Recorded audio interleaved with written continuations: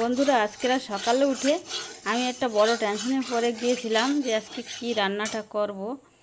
তো কিছুই নাই, কি দিয়ে আজকে আমি সকালটা চালাবো, তাই ভেবে ভেবে কিন্তু একটু অসুবিধা হচ্ছিল। তারপরে আমি মনে পড়ে গেল যে আমার ফ্রিজে তো অনেক দিনের পুঁই শাকের বিচি রাখা আছে, বাজার থেকে এনেছিলাম। এই যে দেখো, এটা ফ্রিজে রাখা ছিল, আমার কিন্তু অ্যাকচুয়ালি মনে ছিল না।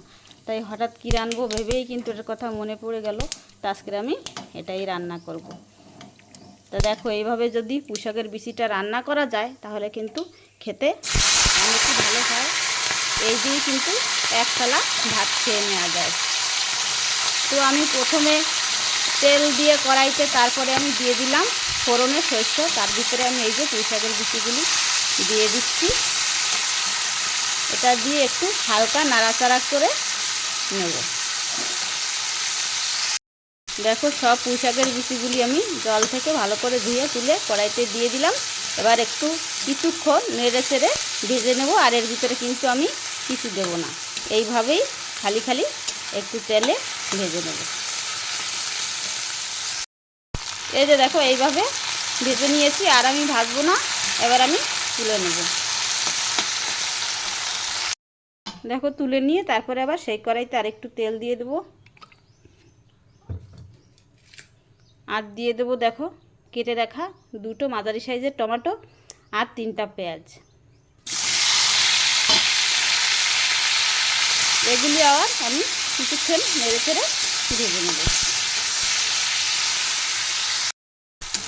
এটা একটু অল্প ভেজে নিয়েছি। এবার দিয়ে দেবো কিছুটা চিংড়ি মাছ। চিংড়ি মাছটা না দিলেও হতো, কিন্তু যেহেতু আমার কাছে হাতের কাছে পেয়ে গেলাম তাই দিয়ে দিলাম। আর না দিলেও কোনো অসুবিধা ছিল না। এবার একটু হালকা নেড়ে নেব। অল্প একটু ভেজে নিয়েছি। এবার দিয়ে দেবো হলুদ গুঁড়ি, দিয়ে দেবো লঙ্কা গুঁড়ি, দিয়ে দেবো লবণ। এবার মিশিয়ে নেব সব কিছুর সাথে। দেখো, মেশানো হয়ে গেছে। এবার দিয়ে দেবো সে ভেজে তুলে রাখা সেই পুঁই শাকের বিচিগুলো। এবার আবার নেড়ে চেড়ে সুন্দরভাবে মিশিয়ে নেব। মেশানো হয়ে গেছে ভালোভাবে। এবার আমি 5 মিনিটের জন্য একটু ঢাকা দিয়ে দেব। চলে আসছি আবার 5 মিনিট পর।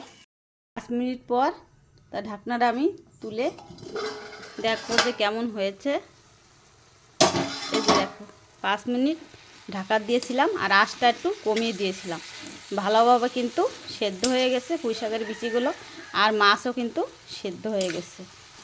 তো এবার আমি আর ঢাকা দেবো না, কিছুক্ষণ নেড়ে চেড়ে একটু আগলা করে রাখবো, যাতে এই যে পুঁই শাকের বিচির গায়ে যে আলগা জলটা আছে সেটা টেনে যাবে।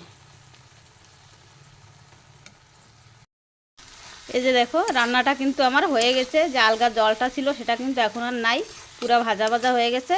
এবার আমি তুলে নেব। আর এই রকম একটু তসা তসা না থাকলে কিন্তু খেতে একদমই ভালো লাগবে না। তা আমি এবার তুলে নিচ্ছি। এই যে দেখো বন্ধুরা, আমি তুলে নিয়ে এসেছি। আর দেখো, দেখে খুবই কিন্তু ভালো লাগছে, আর এটা কিন্তু খেতেও দারুণ লাগে। অনেক লোক আছে পুঁই শাকের বিচির কথা শুনলে কিন্তু তাদের ভাত খাওয়া বন্ধ হয়ে যায়। ঠিক এইভাবে যদি রান্না করা যায় না বন্ধুরা, একবার যদি সে খায় ফিরেবার আবার বলবে যে এইভাবে রান্না করে দাও। তা আমার রান্নাটা তোমাদের কাছে ভালো লাগলে লাইক কমেন্ট শেয়ার করো, আর আমার সাথে থেকো। দেখা হচ্ছে আবার পরবর্তী রেসিপি নিয়ে। আর কেমন লাগলো কিন্তু অবশ্যই কমেন্টে আমাকে বলবে। তা এখন আমি রাখি।